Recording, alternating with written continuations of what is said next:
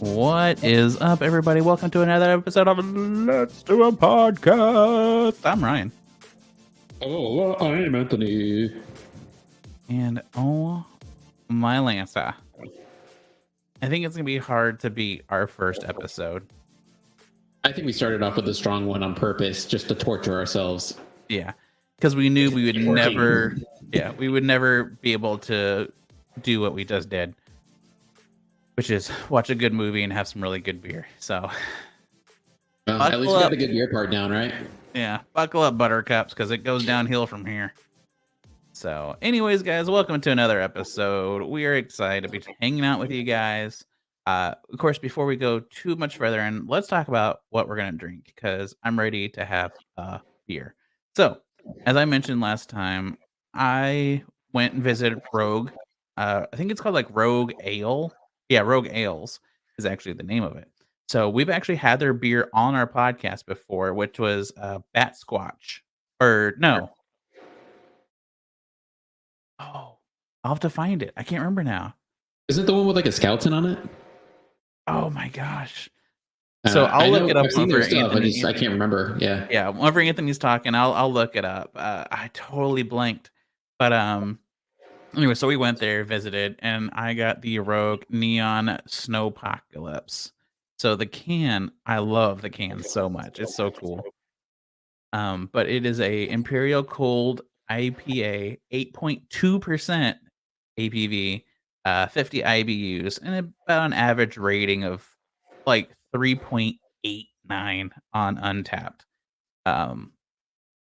So this, I've actually already had this one before, but I thought it was perfect for the podcast because you guys just went through a snowpocalypse. So we did.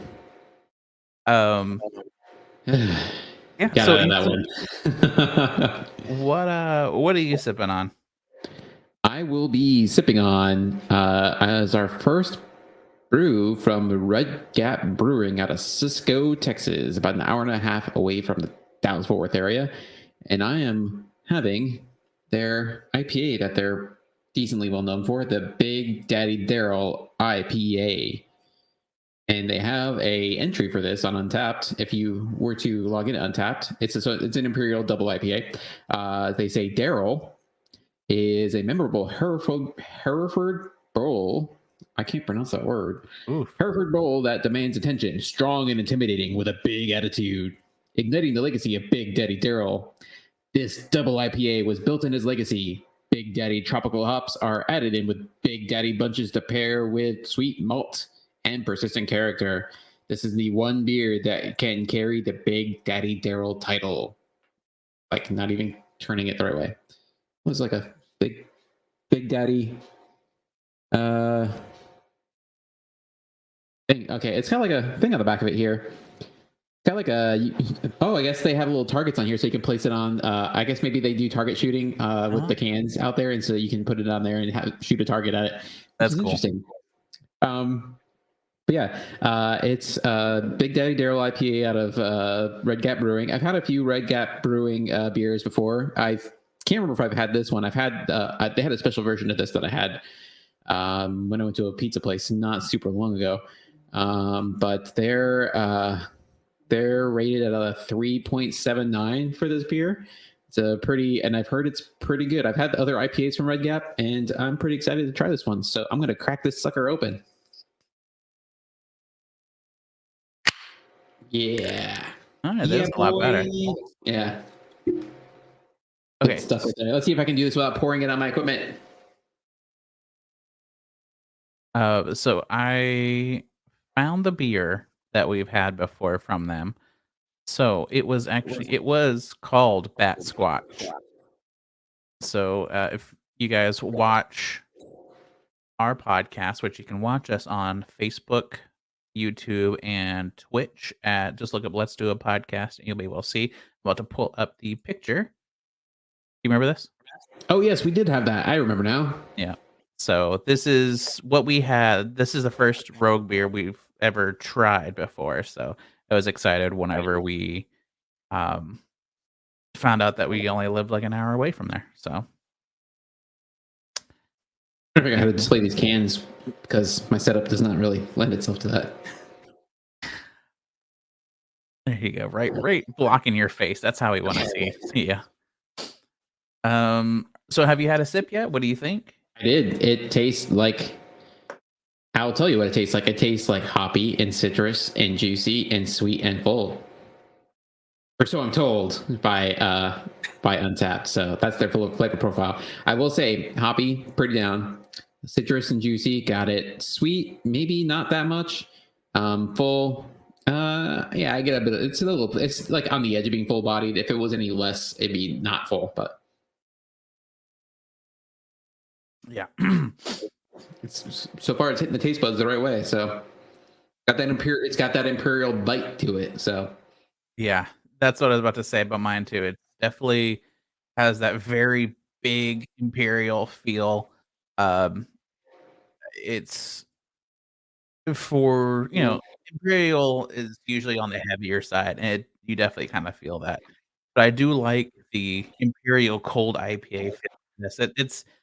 It's so different, but at the same time, it's so familiar of a drink. So, yeah. of course, as time We're goes just- on and we finish this, if we remember, we'll rate it and talk about it a little bit more. Um, I'm surprised we remembered last time, so I was pretty happy yeah, about that. yeah, first time back, boom, remembered. Yeah. So Anthony, what beer stuff do you have going around the DFW? So beer stuff going on. I have I had it and then I do have it. Okay. So today being the day it is, we are now looking at stuff going on late February, early March, and into April. So Festival of Darkness coming up on the 25th. I'm hoping to make my way out there. So February 25th, Festival of Darkness out at Tufts in McKinney. It's always a good time there. They usually release a stout specifically for that event. And they always have like their full grown series out there too, and that's always good stuff as well. I'm not sure. I have to check on this, but they may be if they're not out if it's not up and going yet. Their new facility should be up and going soon. They've been busting their hump getting that facility going. So if it's anywhere near as good as Community's new place, it's gonna be freaking popping. I'll just be happy to go to Tups and not be outside in the freaking 90-degree heat. So that's the one reason I don't go. Other than the fact that it's on the other side of town, that's the one reason I don't go out there like super often. So, see, Wealth Over Riches Session Ale release party over at the Texas Ale Project downtown, and then we got the 8-year anniversary party at On Rotation. Hot Wings Challenge at Turning Point in March 4th, and then Neutral Grounds second anniversary party on April 1st. April Fools. Just kidding. And on tax day, April 15th, big Texas Beer Fest coming right at you. I don't know if I'll make my way to this one. Yeah. It's always a big one. So they always have a great time out there. And I may or may not make my way out there. We shall see if I get myself some tickets to that. And then the 3-year anniversary party, way over the horizon. It's on May 20th. So False Idol, make your way out there for that too. Put it on your calendar. False Idol is always going to have a good time for you. And then, yeah, good stuff on the horizon. It's like we're already starting to see events pop up into like late spring, early summer. So holy crap. I mean, it's only February, but still. So. Yeah. I don't have any beer news for Oregon, so I'm still slacking. I will say it's not on the Beer Fest pages at all. But if you're in the Fort Worth area on Marathon on Cowtown during the Cowtown Marathon on the 26th, freaking bars are gonna be hopping. If you go to a bar along the marathon route, they're gonna have like specials and shit for spectators.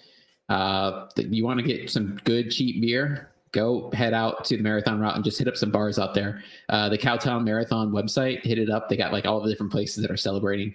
My wife and some of our friends will be heading out there to cheer me on as I run the marathon, and so they'll be taking advantage of some of those specials. So I recommend it. It's gonna be a good time. So nice. You get to go yell at people as they run in the street, so that's always good. Man, I'm excited for you though. I know you've been training, getting ready for this. So Yeah, was getting nervous, so we'll see how it goes. You'll be fine. Yeah, it's like just under a week now, so Yeah, you got this. Um, this is energy for running. So there you go.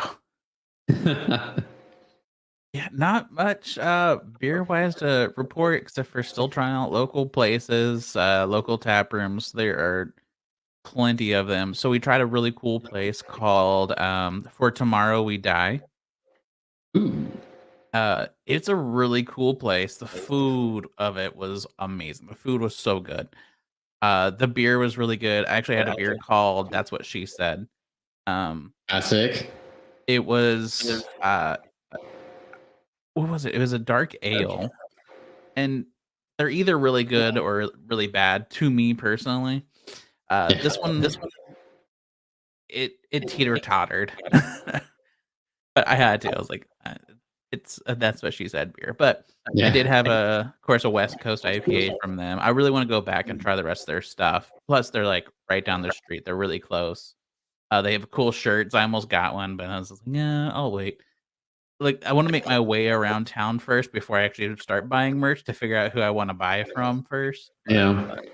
and then we tried a really cool place. It was actually our first I think it was our first weekend here, we actually went and tried I'm not even gonna try to say the name, but it's a Mexican style restaurant and beer. So, I mean, it was truly really good Mexican food, and the beer was really, really good. Ooh, Yeah, so it was like real Mexican food and I feel like real Mexican beer, really. yeah. Plus, like, it's a full bar too. They do like margarita flights and stuff like that. So I was like, okay, we're gonna have to come back over this way quite a bit. I can give me some margarita flight. Hell yeah. Yeah. Um, but yeah, we're trying to find a lot of places too that are fun because not just breweries, but also just things to do. Because I know that we'll have family coming up and friends coming up. It's like find things for us all to do that are fun. And we found we haven't gone yet, but there's like a cool so Free Play Arcade? Yeah, yeah, yeah. So there's one of it's not a free play, but it's just like that called I think it's like Coin Jam or something like that.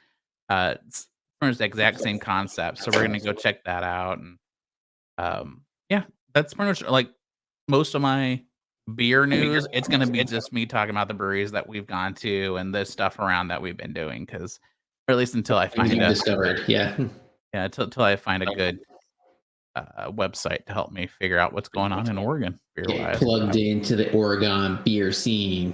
Yeah, slowly, that's for sure. Um, movie? Movie. Okay, I always forget what's next. All right, Let's so let's talk about this one. this week we watched Humanity Bureau. Humanity Bureau. Are Uh, this you was in enjoying this? 2000. Huh? Are you enjoying this whole thing? So far, it's been pretty great. It's productive. We can remember what we're talking about. So Yeah, this is definitely more uh legible than the last one. So yeah, yeah, just kind of scribbled it up there. yeah. So this is a 2007, of course, Nicolas Cage film.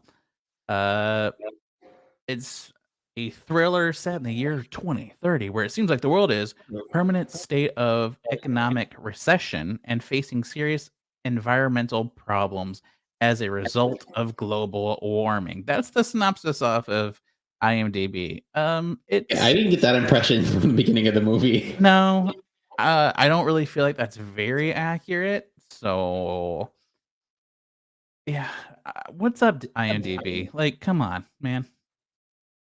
But the So impression I got was that is basically like not to get political, but it's a political answer. It's like the impression I got was like the world was this way because Trump fucked shit up. yeah, I mean, there's pretty much "Make America Great Again" posters up on this. On in one scene, did you notice it? There's a Well, "Make there was that, America." and there was a guy. There was a picture at a picture with a dinner in a dinner with Trump. Yeah, and I was just like, "This is kind of a weird thing, but okay, I guess this is where we're going." Yeah, So yeah, pretty much that's what it felt like is a very political thing of of course, a meltdown of the environment, um, and Nicolas Cage's job is to go assess people that are like pulling their weight in uh the Yeah, in United society, States, yeah. And and productive citizens. Yeah. the people that aren't go to what's it called?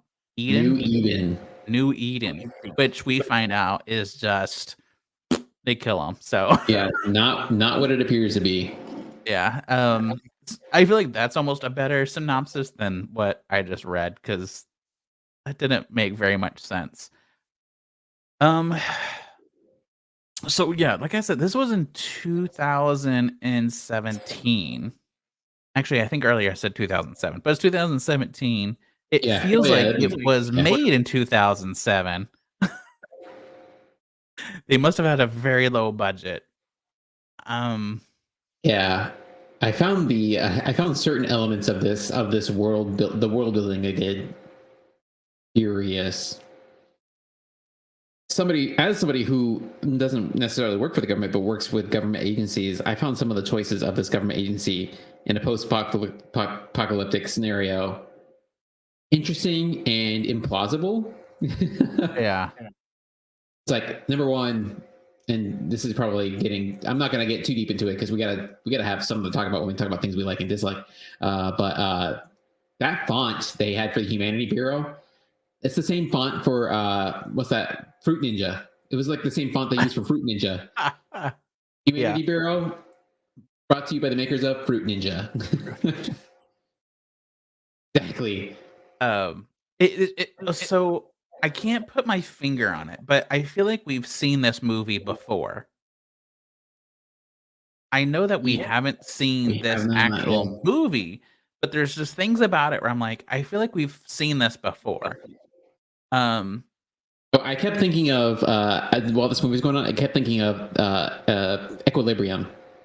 yes, Yeah, I think that's probably what I was thinking too. Um, I kept thinking to myself, Nick Cage would have been really good in Equilibrium. yeah, I think he really would have. Yeah, Um, I mean, yeah, Christian Bale was good, but Equilibrium would have been pretty good. He would have been good in that too. yeah. So But yeah, I it's guess similar because you have like the whole thing where you have the guy who's like starting to doubt his reality, and then you have the boss who's like an asshole about it. yeah, I guess that's kind of what I meant. It was just like we've seen it before because I couldn't remember what movie that we've seen that felt a lot like this movie, but this movie Mm-hmm. just felt like a worse version of it. A cheaper, yeah, just not as good version. Yeah, didn't we do Gattaca not super long ago too? Mm, Did we do maybe Gattaca? It's the one you where know like what? the guy, I like can where look on like he our like pretends to be somebody else so he can go to space. I can work on our letterbox. So what's Yeah, it we called need again? Gattaca, where like the guy he's like. Anyways, I felt like it was again another one of those dystopian things where like it's like basically it's not quite as simple a overlay as Equilibrium. Equilibrium is like 100% almost the same thing. Yeah. Um, but yeah, I felt like it was like that same feel, the same vibe in Gattaca as well, where it's just like you have somebody who's just kind of like trying to upset the system. Uh, Now, Gattaca is a little more for selfish reasons, but I feel like this is more selfish as well. The shit he does in this one than versus in Equilibrium, where it's more altruistic for society. Yeah. The altruism just kind of comes incidentally for Nicolas Cage in this one. So Yeah, I think what's hard is like whenever you see what they're wanting to do and where they're wanting to go, and they just don't hit that mark. yeah, Like it's like you can see the potential of a movie, but they just don't get there quite where they're wanting to go. It's like I don't know if maybe it's a funding issue or is it the writing issue? Is it the actors? Like I don't know. I just feel like there was a lot of potential for this. Um, you mean you the could fact that see they it. use like an 1970s El Camino as the main car in the movie doesn't show that they don't have that much money in there? Yeah. Um, I don't know. That's what's always hard for me is whenever you see the potential of a movie and it just isn't that great. Yeah. Um, It's very 1990s-ish of it, though. Because remember, the other thing was like they talk about how like nothing's been produced in the past 30 years, or however long since the environmental apocalypse has occurred, and that explains why people are driving like old ass cars from like 1970s and whatnot. And it's yeah. like it really struck me similar to if you remember Demolition Man, going back to that movie, Mhm. and they're like, oh yeah, the only restaurant we have is Taco Bell. So Yeah. that explains why everybody's eating Taco Bell. It's not because of a sponsorship deal or anything. So Yeah. Yeah. Yeah. So there was definitely unique things about it. But yeah, I just feel like maybe I don't know. Again, it's hard whenever you're like, I've seen this movie. Haven't I seen this movie? Why am I yeah, watching this movie again? we've Just a worse version of it. we're getting into the territory where a lot of these tropes are starting to repeat for us. It's going to happen more and more often, Ryan. I'm sorry. I know. We've doomed ourselves. It's true. So all right, any highlight moments that you want to talk about before we do the likes and dislikes? uh, so again, getting not to get too much in the territory of likes and dislikes, but the main bad guy, the bald asshole boss friend guy. I feel like he was like kind of a douchebag, and then he got an eye patch, and he became straight up evil. And I felt like, oh, eye patch equals evil. Cool. All right, Yeah. easy. And then Agent Porter, the guy that's like always there. He doesn't know how to swim. Oh yeah. It's just like I don't know. It bugs me that they made him a total like doofus. I feel like that part was written for. I feel like that part was written for like Keenan. There's like Keenan. What's his face on Saturday Night Live? Like from Oh, Keenan and Kel. yeah. Yeah. Last name is I'm blinking on it. Yeah, Keenan. I'm dying over here. My head stopped working. Um, but yeah, no, I agree. Yeah, for some reason, getting the eye patch was just like Thompson. boom. Yeah. Huh? Keenan Thompson. Thompson, that's right. But yeah, the eye patch is immediate super bad guy. So, um, it's a little like I don't know. I don't like the whole Holocaust feel too of how they killed everybody. It It's kind of very, so they don't really reveal what it is. I mean, I feel like I don't know about you, but I felt like I had a when they like show that when he learns what it is, they don't show us what it is. But I was like, all right, they're sending people off to this place called New Eden. He learns about New Eden. He's like, oh my god, what have we done? It's like, all right, cool. They're killing them. You can just assume that's what's happening, and that's why he kind of does what he does. He doesn't do it for any. oh, I don't know. I don't know what you thought when what you thought was going on when he saw that. I was like, oh, they're just killing everybody who goes to New Eden. well, eventually he does show what it is. Or Yeah, tells what it is. but like in the first like 30 minutes, they're like, he's Oh, like, oh my god, yeah, yeah, I mean, for sure you knew, oh, they kill people.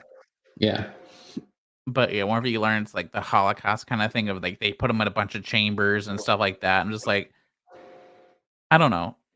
It's just too soon. yeah.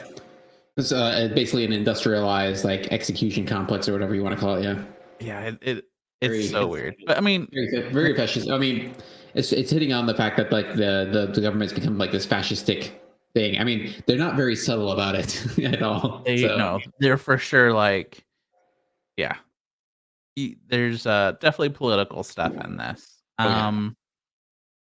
All right, so let's go ahead. Let's move on to the things that we liked and disliked. So let's talk about the things we liked since the last episode. We started the opposite. So the thing that I liked most about this movie, I actually really enjoyed the um I just had it in my head.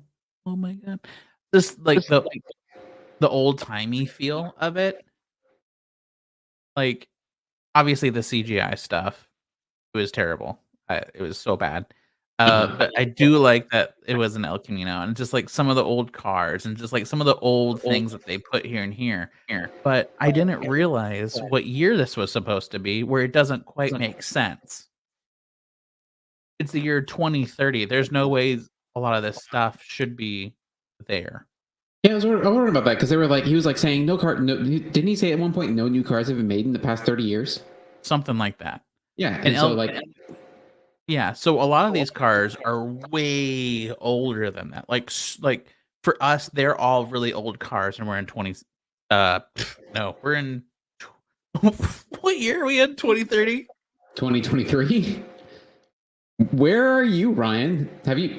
Are you okay? Did the neon Oh, old IPA get you there? oof.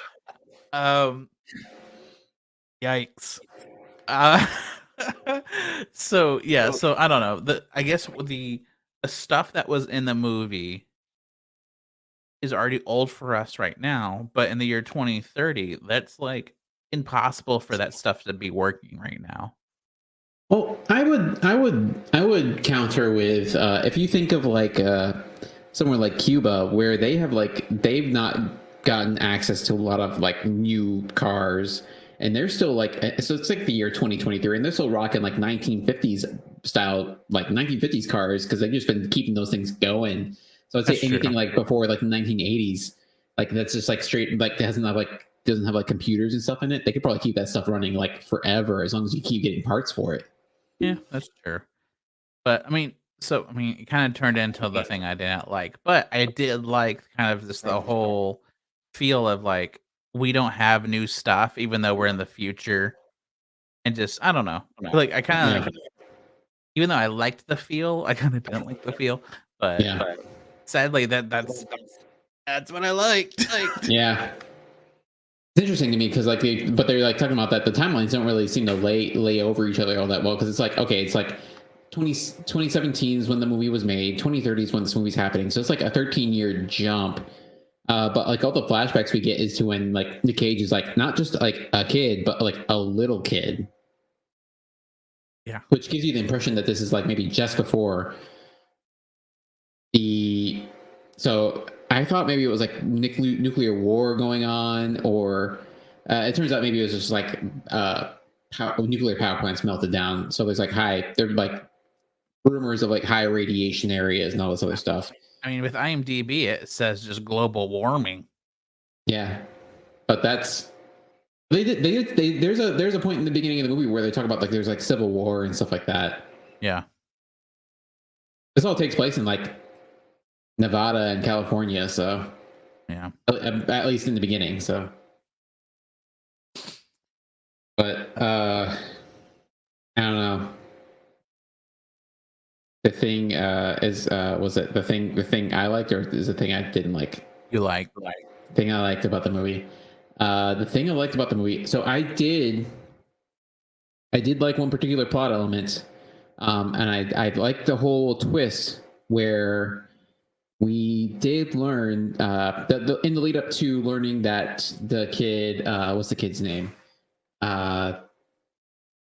Lucas is actually Nick Cage's son. That part I didn't really particularly care about, but it's the whole thing where Rachel turns out to be turns out to have stolen the identity of his the mother of his child, baby mama. Yeah, so I thought that whole thing was interesting because like I guess he didn't know prior to this. So I don't know. We don't get a lot of background as to how he ended up on this case and what his thoughts were going into this case prior. But him learning that it's just like no clue that he knows her prior. But I do find it interesting that it's they do know each other, even though there's no. Okay, this is quickly turning into something I don't like about the movie now. The more I think about it, the less it works. That's how mine was. Yeah, it's like, man, I thought too hard about it. Now I don't like it anymore. Dang it. Oh man, I like the German guy. The German guy was fun. I changed my answer. Yeah, he was fun. Yeah, the whole things, because it started out as kind of like brigands up there as they were driving up to like Montana to cross the border. After they trade their El Camino to the lady for the station wagon. And so the German dude, I thought it was really interesting because he was like, "Oh yeah, my family was over here on vacation, and then shit went down, and hey, now I live here." So,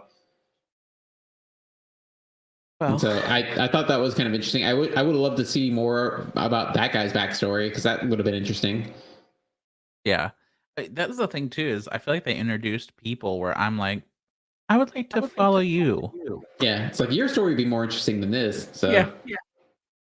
All right, so I guess let's talk about the thing that we dislike the most, because obviously that's where everything goes I can't to. think about anything in this movie too hard. I'm just gonna not like it. So now that we talked about it, the thing that I dislike the most is how timelines don't add up. No, they do not. Um, and just I mean, again, like, so the timelines don't add up. The story, I guarantee, in one way, shape, or form, you've seen it before. Um, Honestly, there's nothing unique about this movie. It just, in my opinion, there's absolutely nothing about this movie that is unique enough for me to actually care about it. So there's my dislike. And it's a bummer because this movie seems to be trying pretty hard, but it's just not fully cooked, I guess. Yeah. Like it didn't commit the curtain. It didn't. I don't think it quite committed the cardinal sin of boring me because there was like enough there that I was like I didn't hit on this and things I'm like, but the villain, while cartoonish, was interesting. Yeah. Because like there was a whole so this is like the bit I did. Okay, I'm breaking form here. The thing I did like is that there's a whole bit where Westinghouse, the bald guy with the eye patch, he does say to his new deputy after Noah Cross like dumps them for running away for the border. He does say something very self-aware. He's like, "We're on the wrong side of history." I was like, Oh yeah. yeah, damn straight you're on the wrong side of history, but it's like very rare for like the bad guy to realize he's wrong. But he also is like of the inertia of what he's doing. He's still going to keep doing it because he knows. I mean, he's kind of cowardly in that respect. That if he stops and joins the other side, that he's probably going to get killed. So he won't switch sides because he's afraid. Yeah. So it's like he's not driven out of conviction, he's driven out of fear, which makes him a very kind of and again, we don't get to see too much of him to get this, but it makes him more nuanced as a bad guy, and it kind of explains some of his actions a little bit. It makes it a little more tragic that he gets killed in the end, even though because he is letting the boy go at the end, even though he kills Rachel and he kills Noah. I think more out of pure spite than anything else at the end. But yeah, the things I didn't like about the movie, it's like the movie, I feel like it was a good concept that they could have done more with, but it's like whether it be limited by budget or whether limited by just like capabilities of the writers of the film or the producers, meddling, what have you. It's just that it ended up becoming just like any other post-apocalyptic movie. Another movie this could be very similar to is like another movie that did this a lot better that could be compared to is Logan, where they like have to like escape to the border, so they're like just traveling in like a series of like more and more rundown cars to the point where they just need to cross the border to get to Canada. And so that's another one that this is very similar to. And that movie did it way better because again, you have like Hugh Jackman like bringing it, Patrick Stewart bringing it. It's like Nick Cage. Nick Cage commits to every role he's in, but it's like you can only work with the material that you're given. So Yeah. if you're given, I definitely don't fault Nicolas Cage for the failure of this movie. This was beyond him. Oh yeah, it's like if they can't tell you to build a house and give you nothing but like a pile of like poop, Yeah. and like, it's gonna be a crappy house. So Yeah, and again, like I think that was the biggest fall of this movie was we all, in one way, shape, or form, have seen this movie before. yeah, Um, and but like you said, is like you see the potential that it could be, and it almost makes it even more frustrating that it was so bad. yeah. So I think that's what was so hard for me about this is just like whenever you started it and even whenever you finished it, you're thinking, man, there's so many things, even like little changes that they can make that would actually make this a not good, but even like a decent film. But Right. again, finishing it and all these things and like the big twists of that's his kid, which you figure out almost immediately. Um, I see. I was is slow on that one. I figured Well, it out took way me a too quick. minute. Um, I don't just there was so much potential and it just fell so short. But um, okay, well, obviously we're gonna rate this pretty bad. So Anthony, how would you rate this on a scale of 1 to 5? And we can do halves. Say two, 2.5, two. I'll stick with two. So Yeah, the story is comprehensible, so it's not like a one. But it's just like the more you think of, it's terrible because like movies like it's not because it's not like a popcorn movie. Like you're like okay, you don't think about it because it just goes at you so fast. They feed you so much that you just like kind of go along with it. This it's built to kind of make you think about like it's kind of like an allegory for like current state of things and like how we would react in these situations. And so when you stop and turn back and think about it, it's like it just kind of like crumbles in your hands. And so yeah. it doesn't serve as that allegory very well because like as soon as like you stop and think about it, it's just like, well, that made no sense. That doesn't work. So Yeah, I think it'd be different if this was the first of its kind like that, and then all these others built off of it. But it's just like you're kind of building off of movies that have already been made that are just like this, but better. So so if you you're saying if have this to movie came out in step like the up. 1970s Yeah. when the El Camino was like a new car. Yeah. That's the thing. Yeah, make it so it's 2017 and all this and it, you know what I mean? Like the year now is 2017 and we're in this kind of state.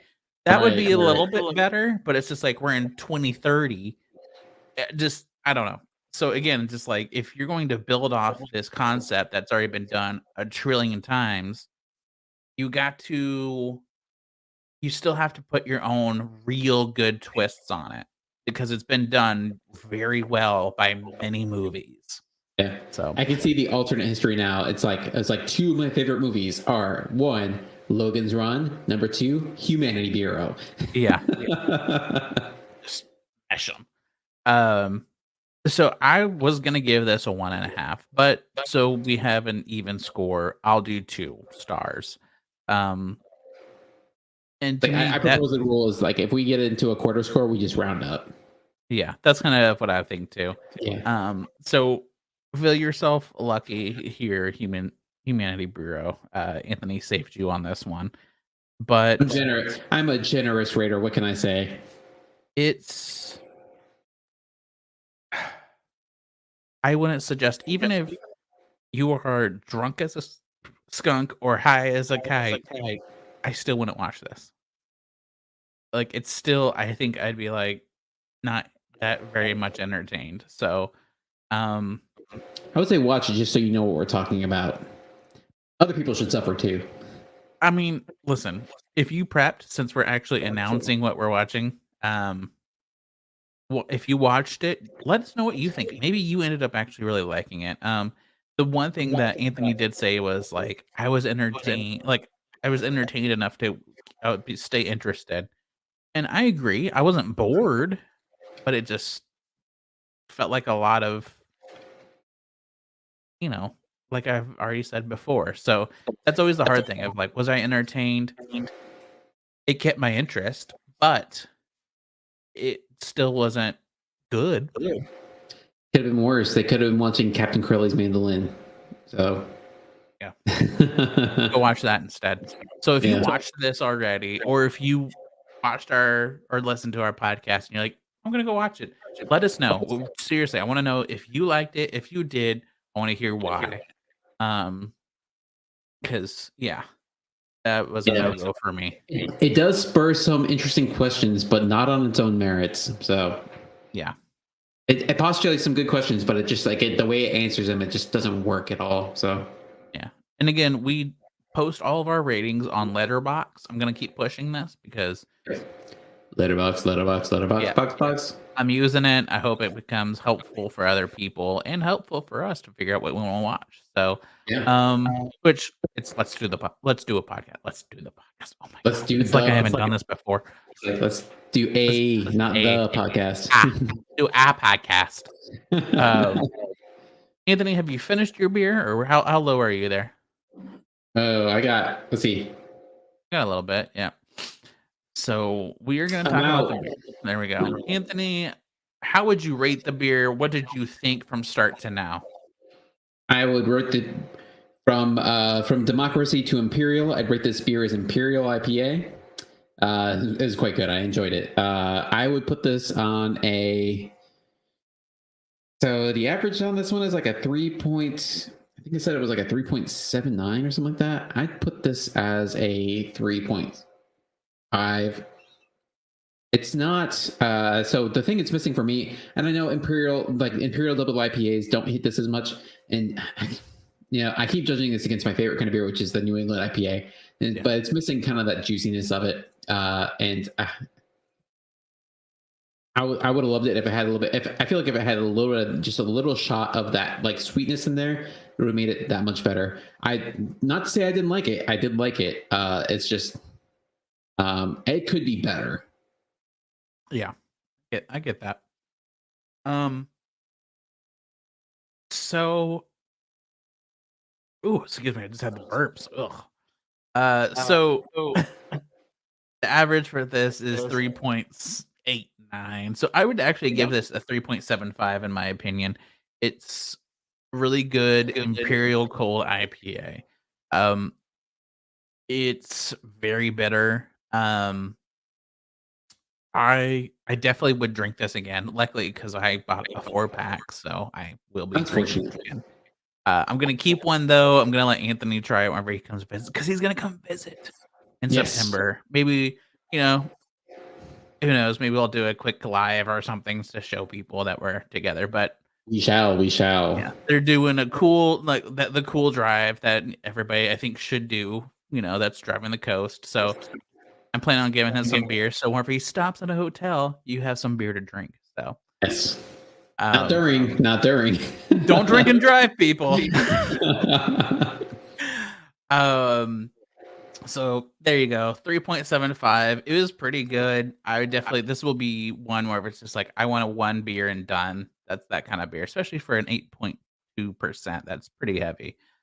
I mean, I say it's pretty heavy, but I have bottles out there that are like 13, 14% that I'm just like, I gotta find friends to drink with because I'm not gonna do that by myself. Thing of the week. You have a thing of the week? My thing of the week. So I've been watching this for the past couple weeks. I may have talked about it in the past, so forgive me if I'm just repeating myself. I may have mentioned it during the first season, but on Disney Plus, they've always got their show that they're releasing. That's like their feature show. And the feature show that I'm watching right now that I have enjoyed the first season of, and I'm enjoying the second season of, is The Bad Batch. If you watch Clone Wars, the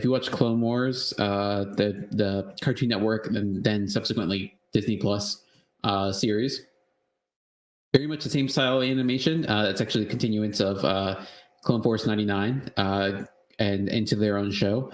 It's post the Empire forming, so it's no longer like the Old Republic. It's the Empire, and so you have these clones, the clone troopers, kind of like hanging around during the Empire, and it's really interesting because you're learning about what happened like immediately after the formation of the Empire in Star Wars, and it's like a lot of political intrigue. There's actually an episode that just recently came out that's very similar to All the President's Men, which is that movie, the dramatization of the downfall of the Nixon administration during Watergate and all the scandals that happened there. It's very interesting because they use that as kind of like a template to form like the transition from the clone troopers to the stormtroopers. So it's like really, it uses like, it's like, this is not, I feel like this is like advertised as a kids show, but it is not a kids show because I feel like kids would be bored of their minds watching some of this political stuff. So I really enjoyed it. It's I feel like it's some high-minded stuff, kind of like Andor was. I feel like they're trying to turn the corner on a lot of this Star Wars content and make it more Oscar worthy in the future. I think they're trying to, because like they've done that a little bit with Marvel. They're trying to get to where they can win some Oscars and some awards doing these movies while still making it like popular.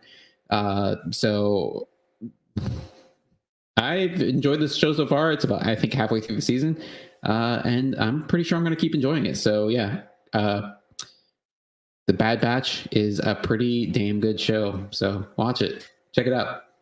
I concur, especially if you like Clone Wars, the animated series, then you'll love The Bad Batch. I know I do, so I need to get back on the wagon. I haven't really watched anything from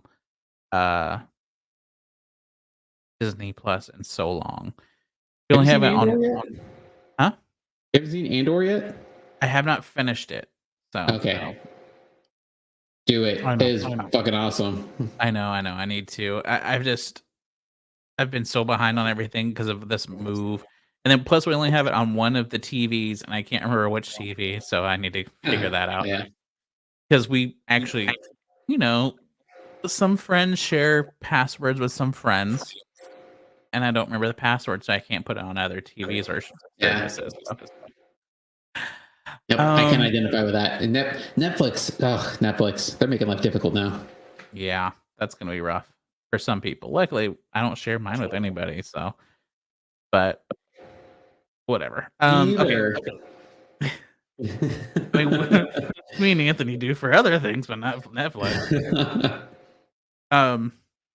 Which, by the way, I need to text you. I changed passwords to one of the ones that we share. So, all right, just putting that on for the podcast so everybody knows that I need to text Anthony later. So obviously, I'm feeling this beer.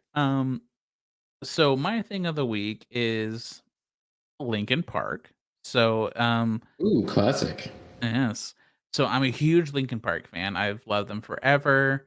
They actually released a new song, but it was one that was never released before. So they recorded it and all this stuff, but they never released it because there was never, like they said, there was just no album for it to go onto that kind of like matched the album vibe.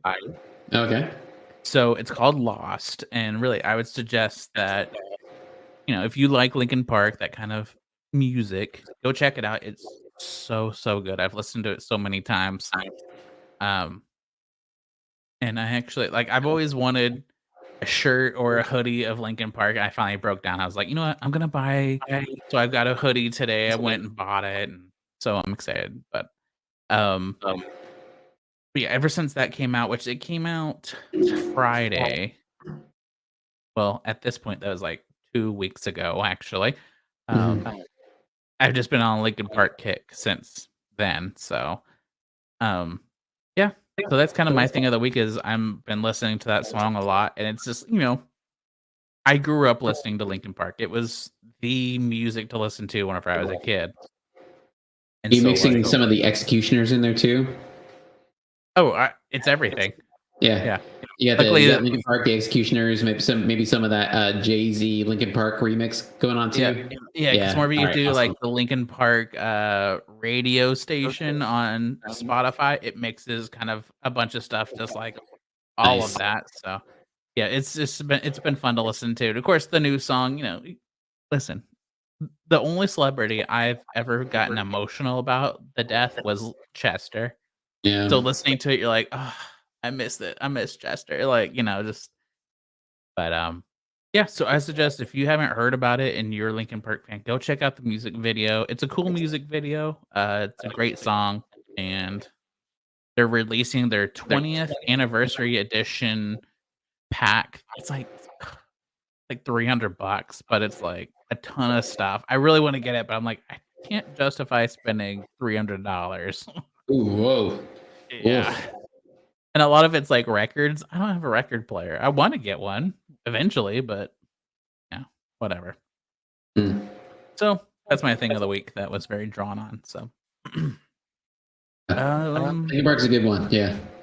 I've always loved what is the favorite album though? I gotta know what's the favorite album. Is it like Hybrid Theory? Is it Minutes to Midnight? Is it I forget what the second one is. What their second album was. I know it's the one that had Somewhere I Belong, but I can't remember the name of the album. Yeah. Dude, that's a very hard question. I would have to do Hybrid Theory just because that was the one that I first started listening to whenever I found them. I feel like every track on that album became a single. That's like it every too. song Is was like a banger. every song is just killer good. It's so good. But yeah, that's the first album that I listened to, and then I went back, listened to all their old stuff, and then I've just kept up with them since. Yeah. So I think that's why I have to pick that one. But their older ones, like I mean, every album has so many good songs. You know, obviously not all of them are hits, but there's plenty of really good songs on any album. So yeah. So it's always fun to like put on the Linkin Park mix as you work and just have it going and thinking, oh man, I remember this song, like having the memories. Yeah, I'm gonna have to do a Linkin Park listen party myself now, man. It's good. It's worth it. I always tell people, I'm like, sometimes you just need a good Linkin Park day, you know, just especially those rough days. Yeah, it's like that their first album came out the year I graduated from high school, which shows how old I am. So it's like, bro. Yeah. So that music sometimes makes me feel old, but I'm still gonna listen to it. It makes me feel old too, because you know a lot of people don't even Hybrid Theory. A lot of people are like, "Oh, that's an old album." Like, yeah. Okay. Don't say it's old. Yeah. That song didn't come out that long ago. It came out when I graduated high school. So what if I'm almost 40 years old? So Anthony, what is our next movie that we're going to be doing for everybody? We are doing the this movie scares me so much. We are doing Jiu-Jitsu. Yeah. I've tried this movie in the past and I did not succeed. This movie defeated me, and not many movies defeat me. So Anthony picks the movies for the CAGEFEST, and he picks the movie that he cannot finish. He's like, you know what? I can't finish this movie. Let's do an episode. Yeah, let's. I want to freaking beat this movie. So let's do this. It's gonna be fun. I'm gonna enjoy. Hopefully, not tearing this movie apart. I hope this isn't one of the that movie where AIDS and it was Hayden Christensen and not Nicolas Cage at all in the movie. I hope it's not one of those. So, yeah.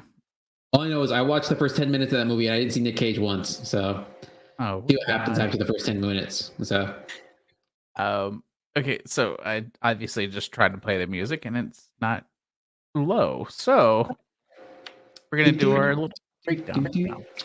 And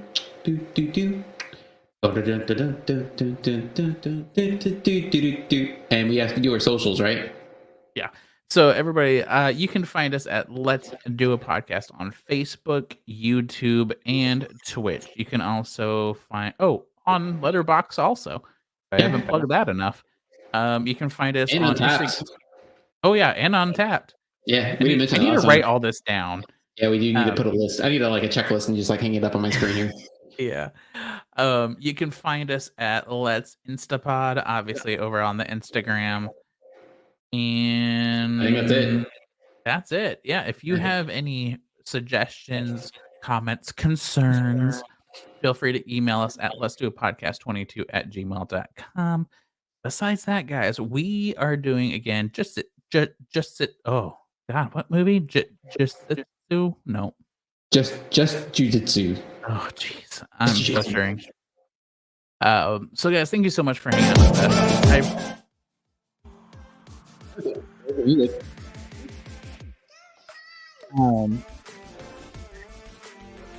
Yeah. Okay, well, I don't have you anymore. Oh, that's cool. Oh, well, I got you now, so. We're working out the kinks on that. Guys, thank you so much for hanging out with us. Eventually. We're having fun. You know, we're learning as we go, and we will check you guys next week. And yeah, I'm Ryan. And I am Anthony. Let's end a podcast.